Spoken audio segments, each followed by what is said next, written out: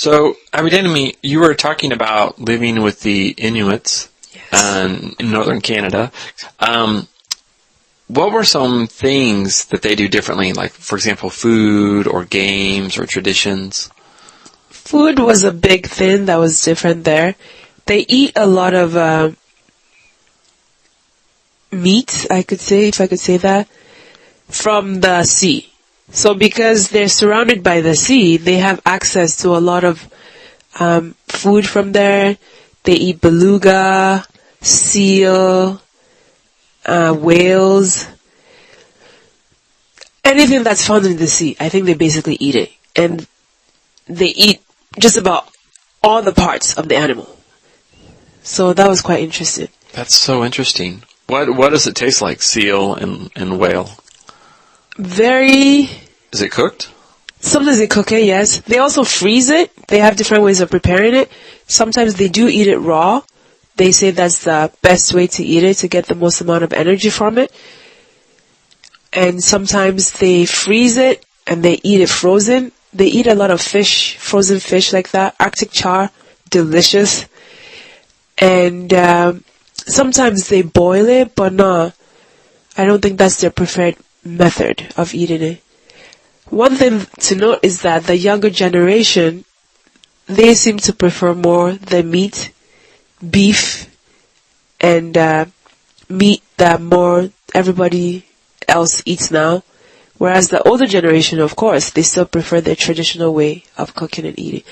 Also, they eat caribou, like land animals, caribou, rabbit, and one or two other animals that I can't remember. Now, did you try all these foods? I tried as many as I could. I love eating, and if anybody else is eating it, I'll eat it too. So I tried them all. I have the ones I like more, but I didn't find anything disgusting. I enjoyed it. That is so cool. Did you learn how to prepare it or cook some of it? No, I'm laughing because I'm not a huge cook anywhere. So I just do the eating and cleaning up. Yeah, okay, cool. You mentioned that they played some games. They had their own style of games. Do you remember any games that they played? They have games where one was like wrestling. They have a lot of body contact games where they would wrestle on the ground, or you had to hold up your leg a certain way for how many minutes. Just really games that had to deal with strength and endurance is what I would say. And then they also played a lot of games using dice and where you would win prizes. I think a lot of these things were designed for the long winter months, so they could stay indoors and still keep themselves entertained. And because in those days, in the past, they didn't have TV or the kind of entertainment internet which they do have there now. So they have a lot of games that they still try to play sometimes to keep them entertained. And music is a large part of their life too. A lot of people play different instruments and they square dance. They're really good dancers. They can dance all night. So that was fun as well. Oh wow, well, sounds like a great place. Yes, it was. So, do they have their own type of instruments? Their own traditional instruments? I would say no. The instruments that I saw were more things that had been brought up to them. For example, the fiddle, guitar, stuff like that. Thinking back on it now, maybe there were one or two things that they had made, but I didn't feel like, I can't really remember the name. I didn't really remember the names. I don't really, so. Nice. Anyway, thanks for sharing. My pleasure.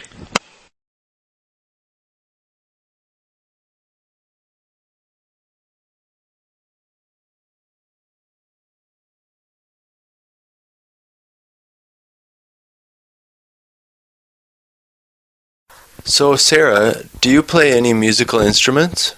Yeah, I play too. I love to play the guitar. I started playing in college, and I like to play the piano too.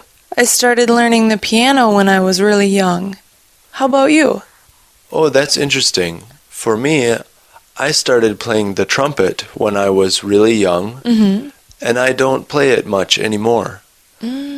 But I started playing the piano when I finished high school, and I still play it now. Oh, wow. So you started learning the piano when you were older. Yes. Do you think people can start to learn an instrument at any age?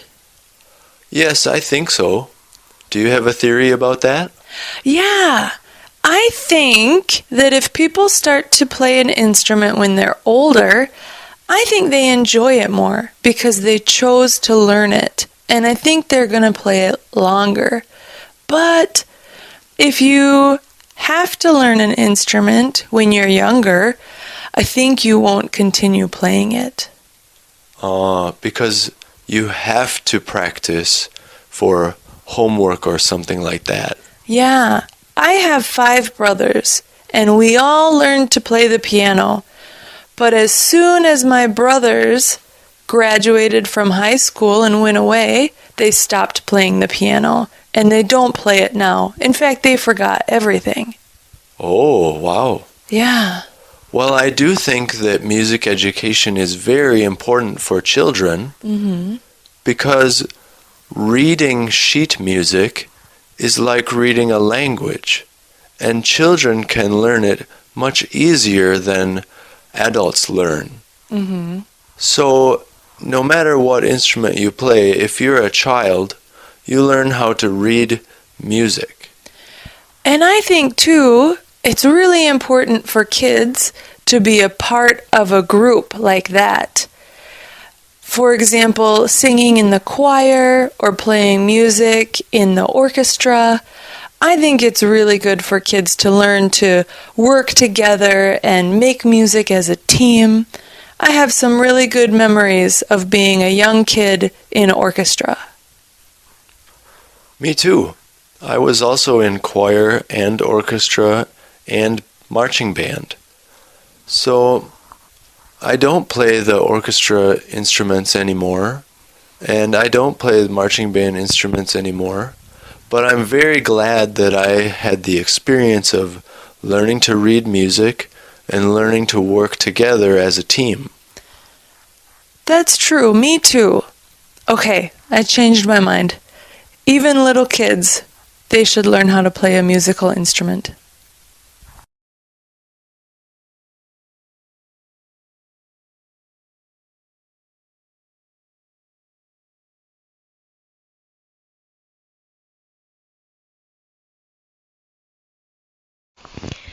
Okay, Danu, so I heard that Sri Lanka has a lot of beautiful places. Can you mention some famous one? Yes, sure, Viduri. Sri Lanka is a beautiful island in South Asia. So, I will talk about this famous temple known as the Temple of the Tooth Relic. Tooth relic? Yes. Okay, tooth relic. What is it? Tooth Relic. Tooth Relic is the tooth of Lord Buddha. Tooth? Yes, tooth. Okay. Yes, and this Temple of the Tooth Relic is situated in the city called Kandy. Kandy? Yes, and I'm from Kandy as well. Oh, yeah? Yes. So it's close to your house? My house is right next to the Temple of the Tooth Relic. Wow! Okay, Yes. so tell me more about it. Sure. So, Temple of the Tooth Relic was a castle before. Castle? Yes, there was a king ruling Sri Lanka. He is known as the last king of Sri Lanka.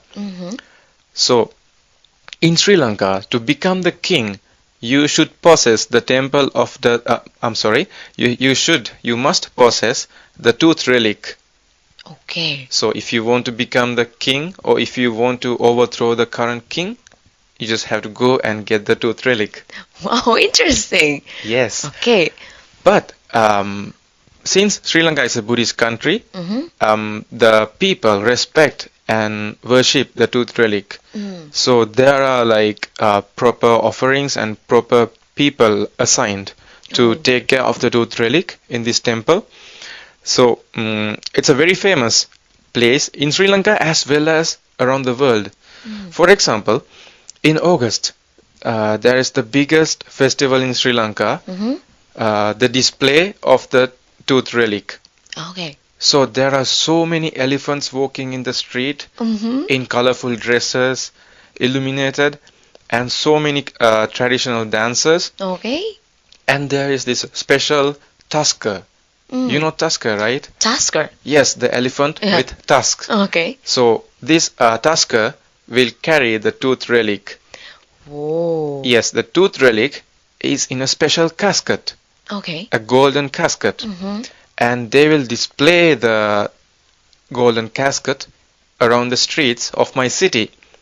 So I see. during that season, which is in August, the streets will be filled with people, local people and foreign people. So many tourists coming for Sri Lanka just to witness this colorful festival, which is known as the Kandi Perahera. Candy Perahera. Do you know what is Perahera means? Is it parade? Exactly. Whoa. Perahera means parade. Parade. Kandy is my city, Mhm. so Kandi Perahera. So, if I talk more about this temple, it has very old drawings by famous Sri Lankan artists who used to live in Sri Lanka in the past. For example, maybe 500 years ago. And there is the king's throne, king's crown, and the clothes which king used to wear. So it's a temple and a museum where you can learn a lot about Sri Lanka's history if you come visit there. Wow, very interesting. I bet you never miss this Candy Perahera every year. I have watched so many times, and as well as I have done volunteer service for the organizing as well. Wow, you can be a king, you can stole it. But it's really, really bad to steal. I see.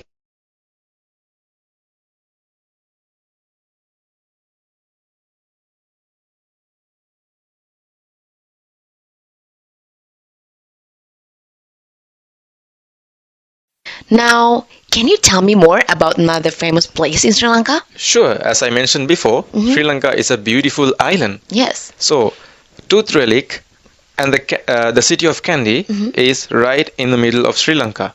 Oh, I If you see. if you go to the coastal area, there are so many beautiful beaches. Wow. And I will talk about the place called Marble Beach. Marble Beach. Why do you think we call it the Marble Beach? Marble Beach. Maybe because of the sands looks like marble? Exactly. When you get in the sea, the sea bed looks like exactly like marble. Wow. It's so blue. It shines in the when the sun is bright. You can see even from far away the blue seabed of Marble Beach. Wow. And the best thing about the Marble Beach is for about 1 kilometer, the depth of water is same. It's Oh, yeah? really, really shallow. Oh, yeah? So nobody drowns if you swim in Marble Beach. You can swim even if you cannot swim. Oh, really? Yes, and since Sri Lanka is a tropical country, if it is not the rainy season, Marble Beach will be filled with people from outside Sri Lanka as well as with the people from Sri Lanka, local people and foreign people. Because tourists, they love to do sunbathing. Yeah, they are. Have you visited that Marble Beach? Yes, so many times. Usually my friends and we do road trips to this place because the road to Marble Beach is very beautiful and especially there is no police in this area, so you can drive freely. Oh, I see. So, you mentioned that the Kandy is in the middle of the Sri Lanka and this one is in the southern part? No, Kandy is in the central part of Sri Lanka and Marble Beach in northeastern part of Sri Lanka. Oh, is it far? It is roughly 170 kilometers from my city. Oh, not so far. Interesting. Any other famous place near those two places? Oh yes, sure. Near Marble Beach, there's another Hindu temple. Okay. And the landscape of this temple is very interesting because in Sri Lanka, usually around the beach, around the coastal area, there are no highlands or mountains. But this exact Hindu temple is situated on a little mountain right next to Marble Beach. Oh. And if you look down, from the Hindu temple, it's like a cliff. It's like a Okay. straight fall into the water. Wow. So there have been people jumping off from here and trying to suicide as well, Oh, really? as a offering to the god. Wow. Yeah. Oh, that a bit scary. But it's so interesting. So near that Marble Beach, we have the beautiful cliff plus the Hindu temple. That's true. Very interesting. Wow, I definitely want to go there. I will stay at your house and then we go to both, Temple of the Tooth Relic. yes, And the then Marble the Beach. Marble Beach and then to the Hindu temple. Definitely, I'll be your guide. Oh, thank you, Danu. Thank you, Viduri.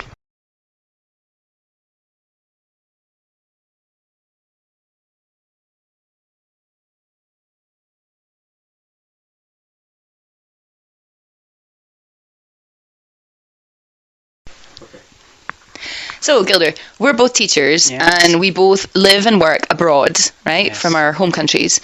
I'm from Scotland and you're from Venezuela. So, I'm sure we both have to deal with homesickness because we're so far from our home. How do you deal with homesickness? Oh, it's very difficult because, as you said, I'm so far from my country. Yeah. And like special seasons like Christmas or during the Holy Week is something that we celebrate Okay. a lot. Uh-huh. I feel really homesick, especially because of the food we Yeah. have. Particular food and also meeting with your friends, hanging out with them, going to the beach. So all those things that I don't have here is it really makes me feel homesick. But one thing I do is I always try to go for things in the country where I'm living. So what do the locals do?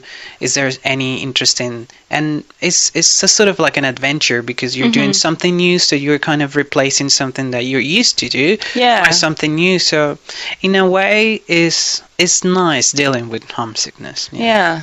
What about you? Well, that's kind of what I was going to say. You said replacing. I was going to say just distract yourself with other activities. Obviously, we've met new people living here, and I've made some new and wonderful friends. And it's not the same as your life back home, but it's a good distraction, I think. You mentioned activities, so yeah, just exploring the new culture that we're in, and if feeling homesickness. In regards to food, there's a lot of delicious food here. Here in Japan, delicious food, so we can distract our needs, I guess. Yeah, that's one of the good things of being in Japan is the fact that you get to know people from all over the world and try so many different things. Yeah. So yeah, it's a distraction. It's a good distraction. Yeah. One strategy I have as well for homesickness is whenever someone comes to visit, which is very rare, but it does happen, I send them a list of things that they can fill their suitcase with to bring over for me. Foods from home, Yes. and just tea bags from the local supermarket, and some cosmetics or toiletries that I cannot buy here, particular brands that I like, and it's little things like that that help me, I think, deal with not having them. Basically, having them, that helps me deal with not having them. I also do that sometimes. Like my family try to visit me once a year, so their suitcase packed of stuff from Venezuela. Which is very important for me. And also I try to find those supermarkets from South America, like Brazilian supermarkets. Right, yeah. Or sometimes the Filipino supermarkets, they have stuff that we have in Venezuela. Yes. So yeah, it's very nice. I actually used to live up in a different part of Japan where there was quite a large Brazilian population, and there were many, like a Brazilian convenience store. Yes. Wonderful bread. The meat was good too.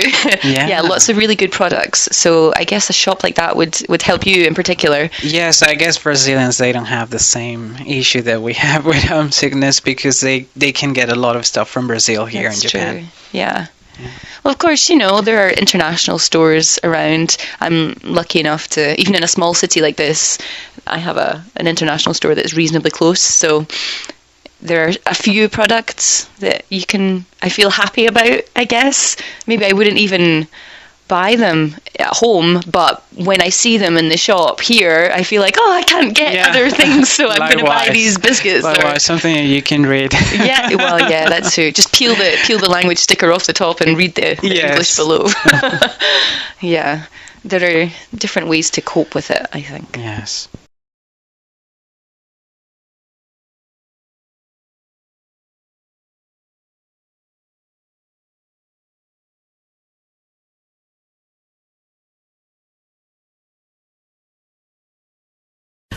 So we're talking about going local as we're in a different country.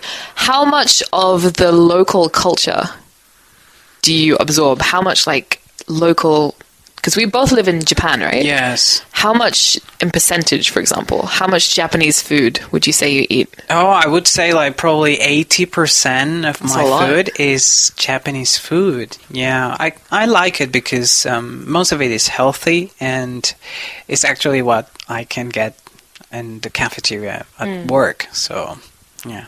It's convenient. It's convenient. What about you? Well, I mostly make my own food. And Japanese food is really difficult to make, I think. I'm really challenged when it comes to cooking anyway. I'm really bad at cooking.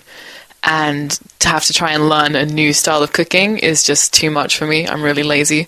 So I would probably say if I'm cooking food myself, I never cook Japanese food. 0% of the time. I never. But if I go to a restaurant, then sure, I can eat some Japanese food sometimes. I sometimes watch the TV and learn how to cook Japanese food. There are some easy recipes. Do you ever watch the Japanese television?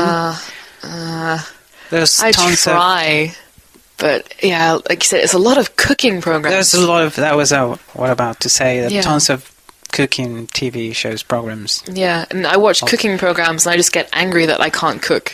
I can't do it like that, so I just get frustrated, so I stop watching. Oh, yeah. I see. Yeah. What about other kinds of shows? So, not just cooking shows. Well, I guess they have pretty funny shows, but I don't understand what they're saying, but I try to follow them, and yeah, sometimes they're very interesting. They also talk about clothing season was trending in Japan, what young people are doing. They have some interviews sometimes, very interesting interviews, and they're always teaching you something. So it's something that I like about Japanese TV. You're always learning something from other countries as well. That's true. So how about your friendship circles? How much percentage of your friends would you say are Japanese versus international? Oh, I would say probably 40% are Japanese. Yeah, the rest of them are international people because I work with international people, so I spend most of the time with them. And when you're with your Japanese friends, do you speak mostly in English or mostly in Japanese? Oh, I would say probably 70% Japanese and the rest would be English because normally when they know a second language is English, not Spanish. So I 0% Spanish with Japanese. But I would say 70% of the conversation is in Japanese also because I want to practice my Japanese. Right. Yeah. What about you? Well, I'd say out of my friends, recently I've had no time to socialize. So probably about 30% of my friends are Japanese. But when I speak with them, it's mostly in Japanese. I don't like speaking in English. Oh. It's just probably for the same reasons as you. I want to practice my Japanese. But I will say that from my Japanese friends, most of them probably 80% of them always want to speak in English because they want to practice English too. So it's a give and take. We speak a little bit in Japanese, but sometimes we speak more in English. Yeah. It depends also the topic and what you're talking about. If it's a topic you can talk about, then go for it in Japanese. But if it's a difficult topic. Yes, exactly. Yeah.